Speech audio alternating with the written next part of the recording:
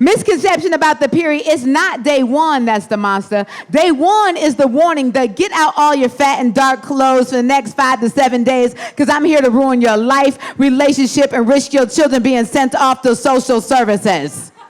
Not that your independent nose stuck up in the air ass was fucking anyway, but this week it's a wrap. You better wear latex gloves even if you think about masturbating. Ever heard of the Red Sea? That's me, bitch. Part the waves because I'm coming in strong. Get in now on day one because day 2 through 7, oh yes, 7, because I saw you eat that entire can of Grand's biscuits last week. And you know bread is not the friend to the period cycle. The more carbs, the worse the cycle. Get it together, bitch. You could use a gallon of water anyway. Look at that gut. Day one is the precursor for the wrath to come. Day 2 is the beast.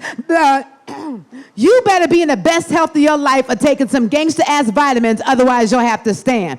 You'll have to stand during your entire period. No, you can't sit down and rest having that ever so embarrassing spot on the back of your clothes that all your haters won't tell you about. They'll let you walk around with that fucking spot in the back of your clothes all day. They'll let you get up and walk 48 miles in slow motion across the office floor to answer their annoying ass questions like, hey, do you know when the boss is coming back from work? Hey, how much more vacation do you have? Sure, you can take meds. And then you'll either be hyper and bloody, spewing blood from all over the inside of your vagina, making your crotch all mushy while you bounce around like you're on 14 shots of espresso.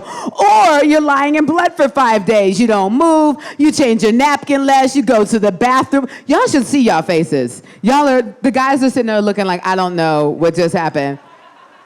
And I hate my fucking period, and I wrote this poem once a month for a fucking year, and this is what came out. This shit is ridiculous. No, periods are cock blockers. Then you can either, periods are cock blockers. I mean, unless you like grown with a hyphen, and then like on day 3, you can lay down a towel and shit if you grow. Oh, okay. I was just seeing how grown you are. I was just testing the grown-o-meter. Okay, I was just checking. Y'all was acting like you ain't never fucked on your period before. Just me? Y'all lying. Y'all lying like a motherfucker. Grown with a hyphen. You can take meds that leave you sluggish. You're lying in blood for 5 days. You don't move because you're depressed. You go to the bathroom less, and you change your napkin less, and then you get toxic shock syndrome. There, your period makes you a zombie and eventually kills you via toxic shock syndrome. There you have it. Your period can kill you and or give you a yeast infection. And now you're walking around smelling like a swamp of dead rats and seaweed bread. Women, we should get a temporary handicap sticker for 3 out of the 4 weeks in the month.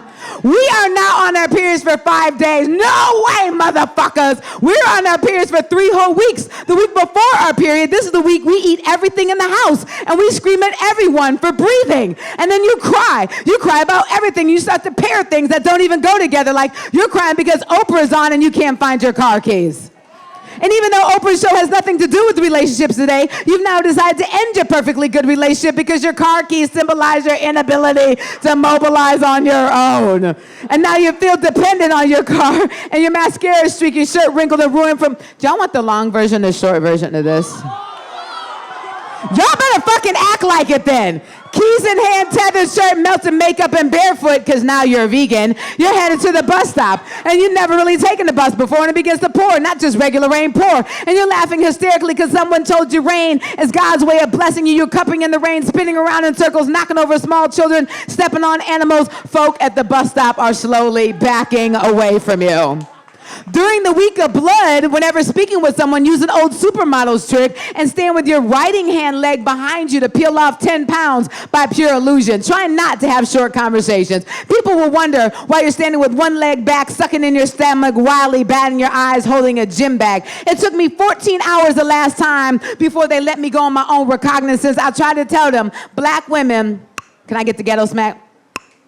Although often suspected, are not known for serial murders. Random murders, yes. We do not have time to pick a fucking pattern. We got cramps, goddammit. The week after our period, we're trying to deflate and lose all the weight we gained in the last 2 weeks and clear up all our skin from all the junk food and toxins. And your son's on the phone with social services. My mom's on her period again. Hello? Period victims at son's door with cut phone cord in one hand. This was written when there were house phones.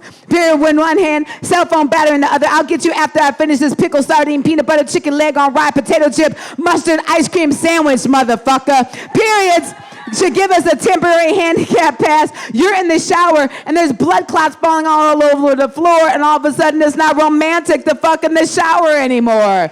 You're the one that wanted to fuck on our periods with your greedy ass. You greedy ass. You, my friend, have low self-esteem. You just figure we'd be automatically be wet and you can brag to your friends about how good it was. Was it? Really? Who knew?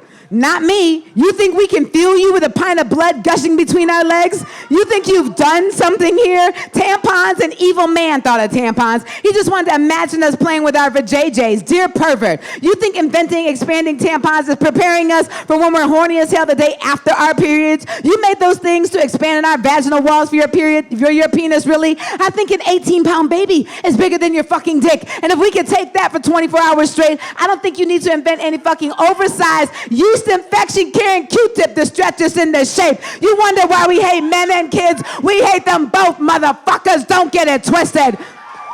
Choices, we got choices. Either walk around with a mini dick in our vagina for 5 days, a cup that'll spill over onto our clothes. Does anybody use the cup? Anybody? White people? Okay, all right. On our clothes, a mini diaper, a sentence to 80 years of children. Great fucking choices, Eve. Bloody clothes, mood swings for 3 weeks, yo-yoing, weight scaling kids. Great, thanks a fucking lot, Eve. I hope you choke on an apple seed, bitch.